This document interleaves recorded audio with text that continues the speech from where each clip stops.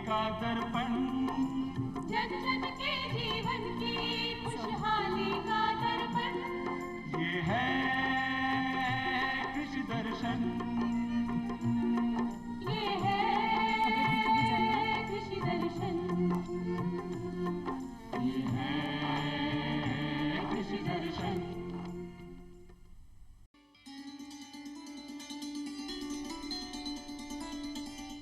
किसान साथियों, जैसा कि हमने कार्यक्रम की शुरुआत में आपसे जिक्र किया था, आज के कार्यक्रम में हम राजस्थान राज्य कृषि विपणन बोर्ड की प्रमुख योजनाओं का जिक्र करने वाले हैं, योजनाओं की जानकारी लेने वाले हैं। और इन योजनाओं की विस्तार से जानकारी देने के लिए हमारे बीच मौजूद हैं राजस्थान राज्य कृषि विपणन बोर्ड के सहायक निदेशक कजोड़मल जी।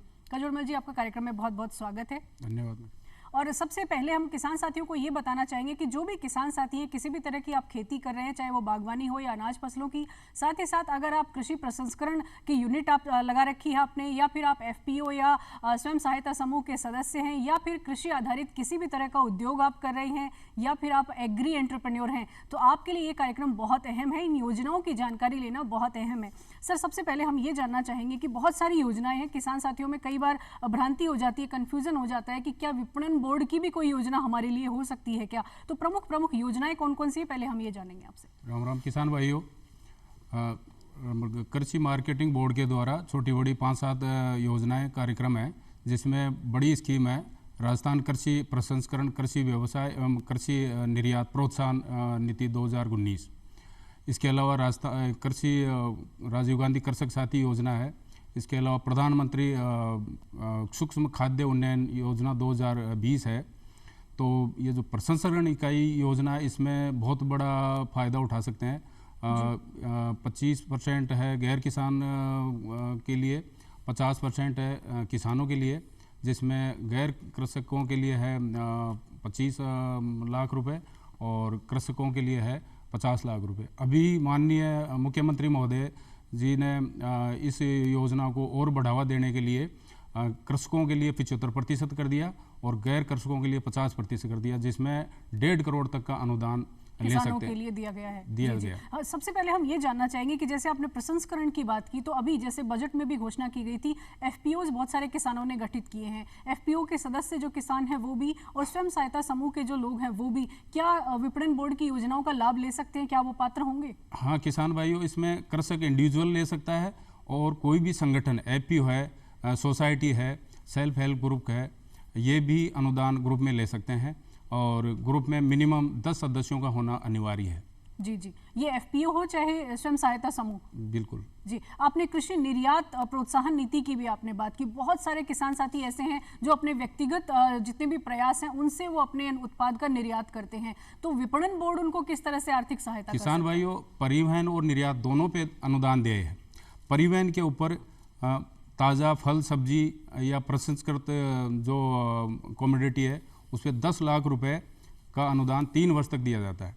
और मसाला या उसके प्रोसेस्ड मसाला अगर कोई काश्तकार निर्यात करता है तो उस पर 15 लाख रुपए 3 साल तक दिए हैं। जी जी, एक और अहम बात हम आपसे जानना चाहेंगे कि विपणन बोर्ड की एक अहम योजना जिसके बारे में हम जानेंगे कि जैसे बहुत सारे किसान साथी बागवानी के कुछ उत्पाद बना रहे हैं या मसाला आधारित उनकी कृषि प्रसंस्करण की यूनिट है, लेकिन जो किसान साथी मोटा अनाज का उत्पादन कर रहे हैं, क्योंकि इस वर्ष को भारत सरकार ने भी मोटा अनाज वर्ष घोषित किया है 2023 को, तो क्या वो भी इस तरह की योजनाओं का लाभ ले सकते हैं? हाँ किसान भाइयों, जो मोटा अनाज में बाजरा है, ज्वार है, रागी है, कोंदो है, सांवा है, इस तरह के 5-7 मिलेट्स में जो आते हैं, इस पर भी प्रोसेसिंग यूनिट लगाते हैं। तो किसानों को इसी तरह से बढ़ी हुई जो अनुदान की जो बजट घोषणा में अभी माननीय मुख्यमंत्री महोदय जी ने घोषणा करी है, तो ले सकते हैं वो। जी, एक पात्रता के बारे में और जानना चाहूँगी कि कौन किसान साथी हैं या कौन वो लोग हैं जो आपके बोर्ड की योजनाओं के लिए पात्र हो सकते हैं?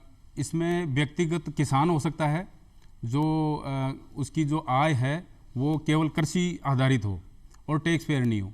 मतलब इसके लिए उसे आय के दस्तावेज देने होंगे, कई आय के दस्तावेज देने पड़ेंगे, और वो किसान होने का मुख्य प्रमाण ये है कि वो टैक्स पे ही नहीं है। जी, इसमें भी एक और सवाल मेरे जहन में आ रहा है, क्या किसान के पास जमीन होना जरूरी है या जिनके पास जमीन नहीं है वो भी पात्र हो सकते हैं? इसमें कृषक के पास तो जमीन होगी, और गैर कृषक कोई है उसके पास खुद की जमीन नहीं है, तो वो इंडस्ट्रियल एरिया में अपना यूनिट स्थापित कर सकता है। पर इसमें चाहे कृषक हो चाहे गैर कृषक हो, जो ज़मीन है उसकी जो कॉस्ट है वो इसकी प्रोजेक्ट रिपोर्ट में शामिल नहीं है, उस पर कोई अनुदान दे नहीं है। जी, जमीन पर नहीं है, जिनके पास जमीन है बाकी केवल यूनिट पे किसान को मिल सकता है। जी, सौर ऊर्जा संयंत्र अगर किसान साथी लगाना चाहता है तो भी क्या बोर्ड उसमें मदद कर सकता है? हाँ किसान भाइयों, इसमें यूनिट लगाने पे, निर्यात पे, परिवहन पे तो दे। इसके अलावा भी अगर किसान अपनी यूनिट पे बिजली का जो है 2 लाख रुपए प्रति वर्ष 5 वर्ष तक बिजली बाहर का छूट दी जाती है। अगर सौर ऊर्जा उस पर अपना खुद डोमेस्टिक लगाता है तो उस पर 10 लाख रुपए वन टाइम अनुदान दिया जाता है।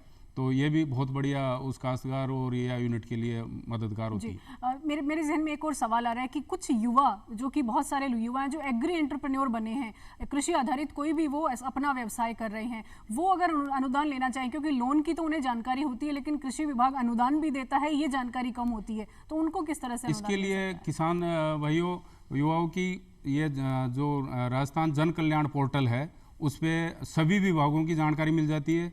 और कृषि का अलग से राज किसान पोर्टल जो है उस पर योजनाओं की गाइडलाइन है, उस पर डॉक्यूमेंट्स क्या क्या लगेंगे, फॉर्म ऑनलाइन करने का ऑल इन एक वन मतलब एक पोर्टल है जिस पे आप सब कुछ एक ही जगह जानकारी ले सकते हैं, अप्लाई कर सकते हैं, अनुदान का ऑनलाइन फ़ायदा ले सकते हैं। जी, एक और बहुत अहम जानकारी मैं लेना चाहूँगी। कई बार ऐसा होता है किसान साथी खेत पर काम करते हैं और उनके साथ दुर्घटना हो जाती है और फिर दुर्घटना में उनको कोई सहायता भी मिलती है, इसकी जानकारी नहीं होती है, तो इस तरह की भी कोई योजना है जिसमें उनको कुछ आर्थिक लाभ हो सके? ये बहुत पुराने टाइम से चलती आ रही है, राजीव गांधी कृषक साथी योजना है, जिसमें किसान का अंग भंग होने से लेकर के, मालिक भगवान नहीं करे अगर मृत्यु भी हो जाती है तो सहायता दे होती है। अंग भंग होने पे 5,000 से लेकर के 50,000 तक की सहायता दी जाती है और मृत्यु हो जाने पे उसको 2 लाख की सहायता दी जाती है। उसके लिए भी कृषक ई मित्रा पे जाके अपना मृत्यु प्रमाण पत्र ऑनलाइन फॉर्म अप्लाई कर सकता है, कहीं भटकने की जरूरत नहीं है। जी,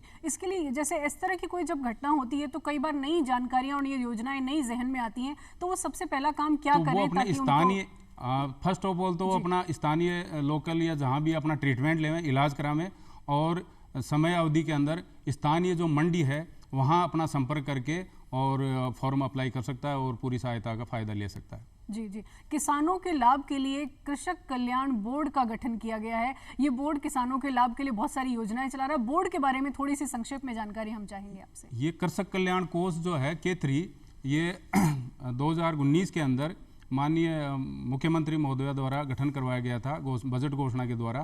तो कृषक जो मंडी में शुल्क जो काश्तकारों से वसूल किया जाता है वो काफ़ी पैसा इकट्ठा हो जाता है, तो उस पैसे को वापस किसानों ही प्रत्यक्ष अप्रत्यक्ष रूप में लाभ देने के लिए ये छोटी बड़ी काफ़ी सारी योजनाएं हैं, इसी फंड के द्वारा बजट का यूज किया जाता है। जी जी, एक और बात मेरे जहन में आ रही, जैसे हमने मोटा अनाज का जिक्र किया कि जो किसान साथी मोटा अनाज का उत्पादन कर रहे हैं वो भी योजना का लाभ ले सकते हैं, और कौन कौन से क्षेत्र हैं जो कृषि उद्योग अगर किसान साथी करना चाहते हैं तो उनको भी अनुदान मिल सकता है? कृषि से जुड़े हुए फल फूल सब्जी मसाला अनाज दलहन मुर्गी मांस अपने हर्बल या वन्य उत्पाद, इनसे जुड़े हुए कोई भी प्रोडक्ट का भंडारण से लेकर के ट्रांसपोर्ट से लेकर के प्रोसेसिंग तक मतलब वो कर सकता है। इसके अलावा स्ट्रक्चर खड़े करने के लिए आधारभूत व्यवस्थाओं जैसे स्टोरेज के लिए कोल्ड स्टोरेज है, वेयर हाउस है,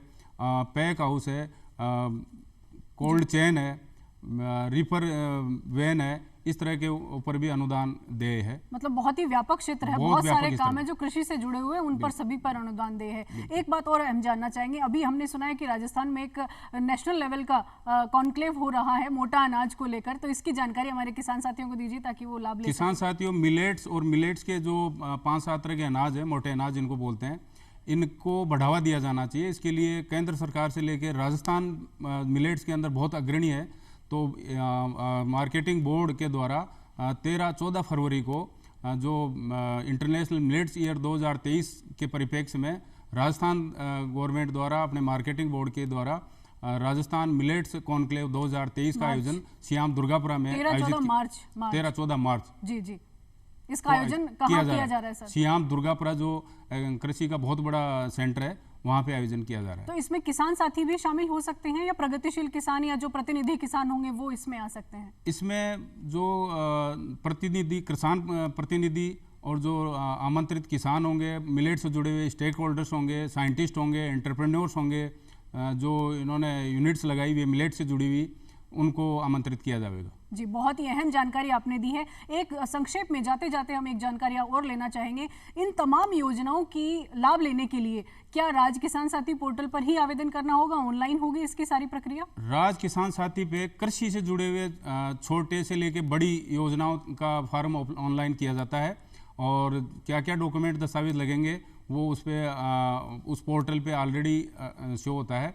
बस शर्त यह है कि वो कृषक है या गैर कृषक, जी, वो खुद किसान को अपना वो दस्तावेज साथ लेना पड़ेगा। बहुत ही अहम जानकारियां आपने हमारे किसान साथियों के साथ साझा की, आपका बहुत बहुत धन्यवाद। तो आज का कार्यक्रम बस इतना ही। आपको कैसा लगा आप हमें लिख सकते हैं चिट्ठी। हमारा पता है कार्यक्रम कृषि दर्शन, DD राजस्थान, दूरदर्शन केंद्र, झलाना डूंगरी, जयपुर। तो आज के लिए बस इतना ही, फिर होगी आपसे मुलाकात नई जानकारियों के साथ। तब तक के लिए इजाजत दीजिए। नमस्कार।